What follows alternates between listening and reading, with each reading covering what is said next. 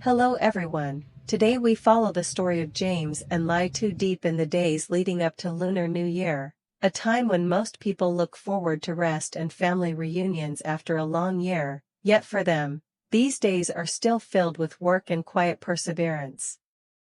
As the year draws to a close and the atmosphere of Tet begins to appear in every corner of life, when many people eagerly count down the days to put work aside, James continues to make use of every brief moment to finish what remains unfinished. To him, only when everything is completed can Tet truly feel complete. And so, despite his exhaustion, he does not allow himself to slow down. From early morning, in the distinctive cold of the year's final days, James and his co-workers gather at the timber yard. Dew still clings to the ground, the cold seeps into their hands, yet the work begins without pause. Heavy logs are passed from one person to another. The space fills with the sound of footsteps and dry collisions, blending with the labored breathing of the workers. Loading timber is already demanding, and it becomes even more exhausting as everyone pushes themselves to finish quickly before Tet arrives.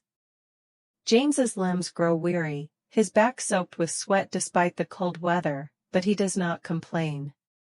The same is true for those around him. Fatigue is written clearly on their faces, yet no one stops. Each person tries to move a little faster, to keep a steadier rhythm, hoping only that the work will be done soon so they can welcome Tet with peace of mind. In the cold of the year's end, the group spirit is held together by perseverance and a shared sense of responsibility for the tasks left unfinished. James works in silence, his calloused hands gripping each log firmly, every movement decisive and familiar. During brief pauses, he merely wipes the sweat from his face, takes a deep breath, and continues. At this moment, his thoughts are not on fatigue or hardship, but on finishing the work so the days of Tet ahead can feel lighter. Elsewhere, while James remains busy with his labor, Diep is no less occupied. For her, the days before Tet do not mean rest, but a time that demands even greater effort. She heads out to the fields early to harvest carrots. On the still damp soil, each small carrot is pulled free, dirt clinging to her hands, carrying the familiar scent of hard work. Diep bends down to gather each bundle of carrots, her hands covered in soil, yet her movements remain slow and careful. She neatly arranges each bundle, adjusting them so they sit just right, as if every carrot carries a part of her effort and hope. Though tired, she does not rush through the task. For her, this work is not just a harvest, but preparation for the coming days of Tet. In the quiet field, Diep works silently, occasionally stopping to brush the dirt from her hands before continuing. To her, Tet is not merely a time of rest, but the result of persistence and careful saving through the final days of the year. The closer Tet comes, the more she reminds herself to try harder, so her family can welcome a fuller and warmer holiday. In two different places, James and Diep are both living through these busy days before Tet in their own ways. Neither speaks of exhaustion, and neither stops halfway. Each quietly pushes forward, making use of every remaining moment of the year, so that as Tet draws nearer, their hearts may feel a little lighter and ready to step into the days ahead. In the afternoon, as the sunlight softened after a long day, James left work earlier than usual. The day's tasks had just come to an end, yet in his heart, another kind of anticipation was quietly growing. He had arranged to meet Diep and Little Nee, and that small meeting alone made his steps feel lighter, even though his body was still tired from hours of hard labor. The familiar road home stretched out before him, the afternoon breeze carrying with it a rare sense of calm that often comes during the days leading up to Tet. Before James appeared, Diep had already been sitting by the stream for some time. She chose a shaded spot, placed a basket of fruit beside her, and slowly peeled each piece while keeping an eye on Nee.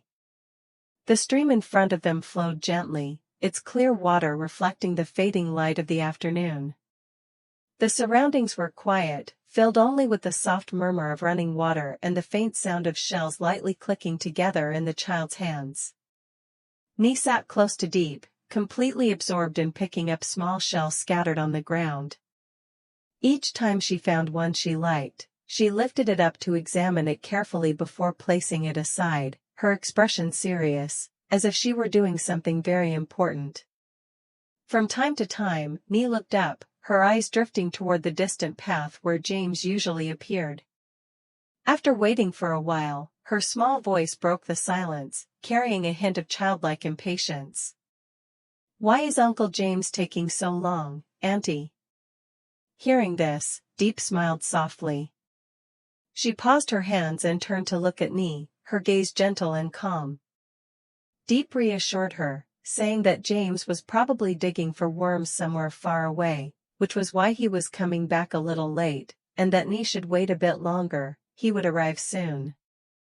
Diep's voice was slow and soothing, as if meant to ease not only Nee's anticipation but her own as well. Nee nodded at her words, bent down to continue picking up shells, yet now and then still glanced toward the distance, afraid of missing the moment James appeared. Not long after, James's figure finally came into view. He walked toward the stream, his body covered in mud from head to toe. His clothes were stained, his hands still clinging with wet soil, yet there was no sign of exhaustion on his face.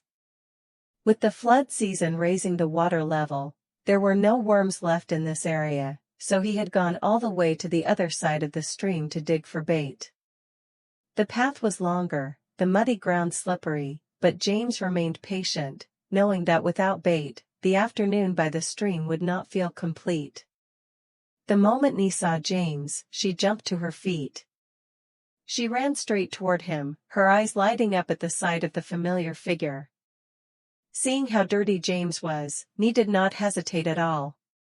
She eagerly tried to wipe him clean, her small hands reaching out with pure enthusiasm. James laughed at her innocence.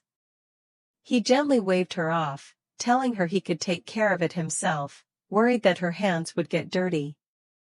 Even so, the warmth in his eyes was unmistakable, as if all his weariness melted away in the face of such simple concern.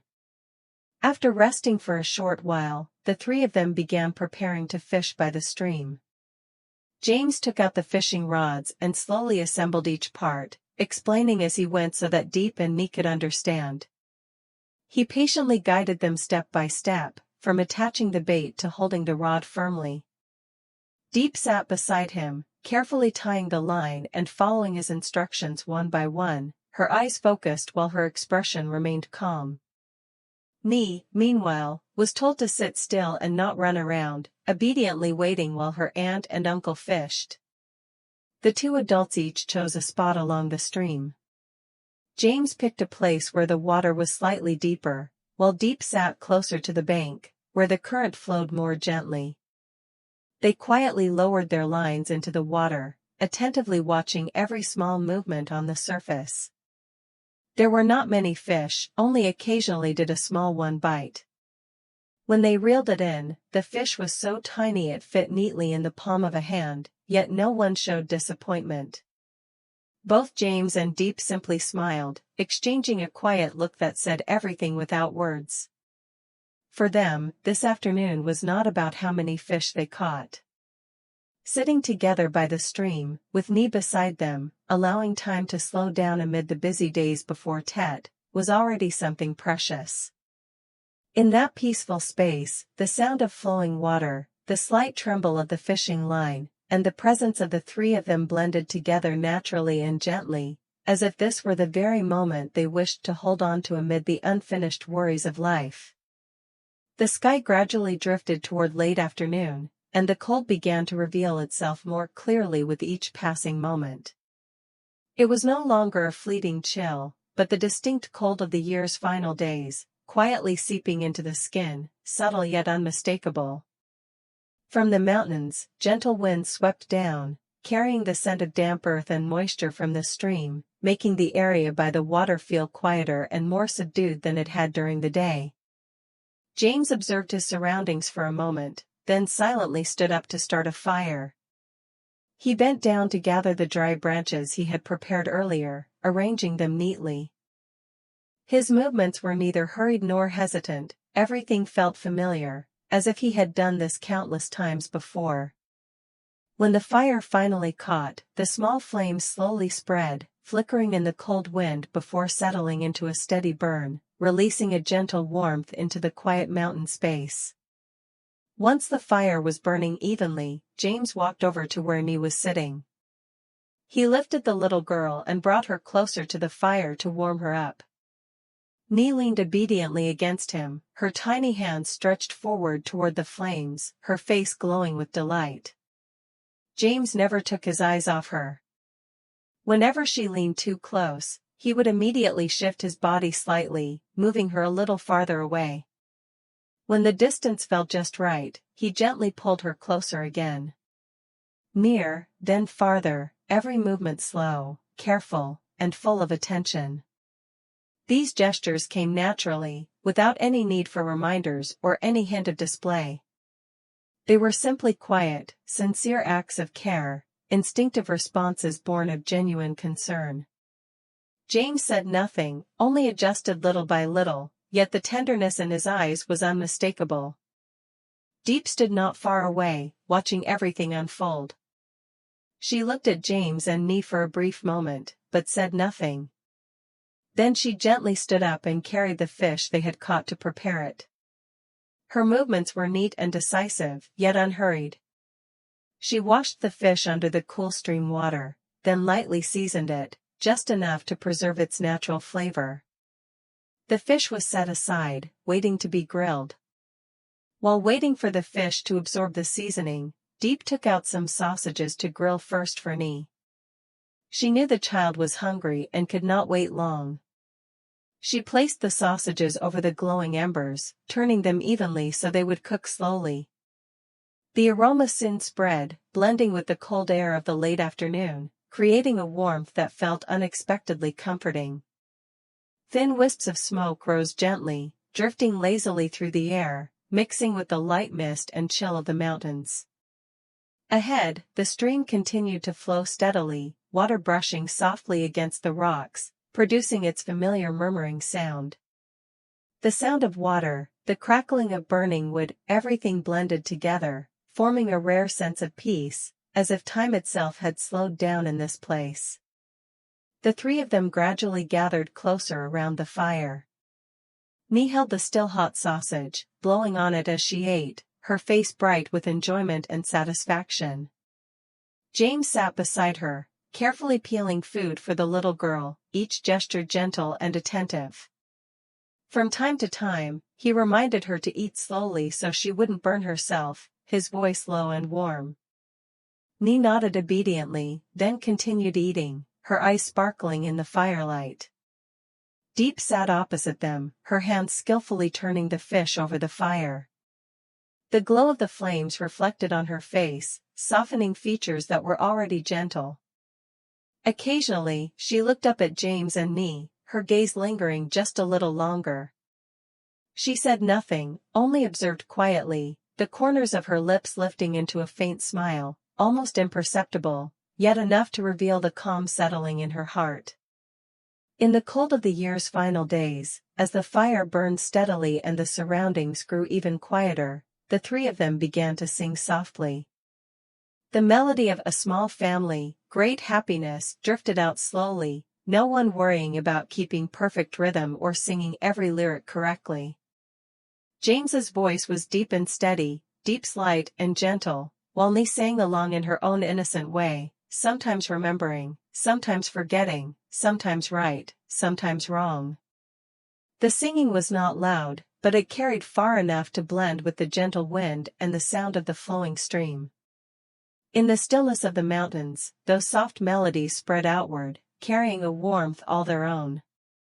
Amid the sharp chill of the days before Tet, the small fire, the thin smoke, and that simple song seemed to warm not only their hands, but also the quiet spaces within the hearts of the three people sitting together, silently savoring the peaceful moment unfolding before them. After all the storms life has put them through, For them, a simple afternoon like this is already a beautiful day. There is no need for anything grand, no need for loud or dazzling joy. Just sitting beside one another by a small fire, listening to the sound of flowing water, feeling warmth slowly spread through the cold of the year's end, that is enough. These peaceful moments may seem ordinary, yet they are the most precious reward after all the exhaustion and worries they have endured. Perhaps happiness does not always lie in distant dreams, but exists quietly in moments just like this. A silent glance, a small gesture of care, a soft song drifting through the still air, all of it comes together to create a warmth that everyone hopes to hold on to for as long as possible. If you, too, can feel that sense of peace, don't forget to follow and continue this journey with James and LyTuDiep in the stories ahead. There are still many moments, many emotions, and untold stories waiting to be shared. See you all again in the next video on the channel. Xin chào tất cả mọi người đã quay trở lại với kênh của mình nhé. Nay mình đang làm bên trên